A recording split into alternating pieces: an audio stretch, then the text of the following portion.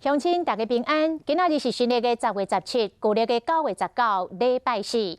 新闻的头一条，外送员去送餐，竟然拄到警察，准备开枪要抓人，惊一个3分7匹是赔了了。高雄前镇的警察昨暝围捕一个通缉犯，双方佫甲一支步枪为4楼击落1楼，差一点就弹到过路的民众。警察最后是强行弄破门抓人，就伫警匪对立的同时。嫌犯所叫的外送拄好送到位，这个外送员惊一个，甲送餐的平台回报讲唔敢送咯，想要到平台竟然回讲都爱继续送，互伊拢硬气。嫌犯为4楼的阳台弹落来是一支长枪，当时有一个骑乌托邦人经过，险就互牵着。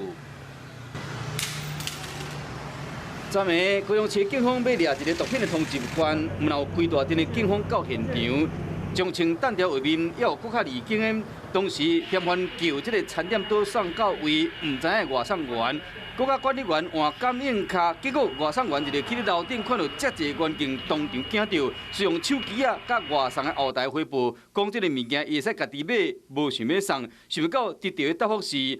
后台管理人员爱继续等，佮讲已经甲人客讲好啊，会较晚到。也毋过外送员看到背前的警察，真正惊到，这个代志嘛，伫伊手机仔内面传来传去。你为什么会知道？我们群主都有在讲，就会觉得怎么会有嫌犯这光明正大的叫我儿子啊？那如果你遇到这种状况，你敢送吗？这这么危险的，为什么要送呢？送餐对着这款场面，加一段插曲，和警方围捕的是一个21岁姓郭的通缉犯。本来警方要趁外送员送餐入去的时，做冲入去抓人，也不过和对方发讲。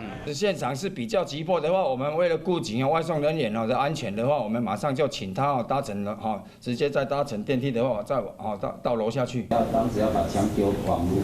那这个部分的话，因为他可能一时情况急迫心情急怕我们警方查缉的话，可能有灭证的企图。嫌犯将这个长枪弹掉，就是要灭证。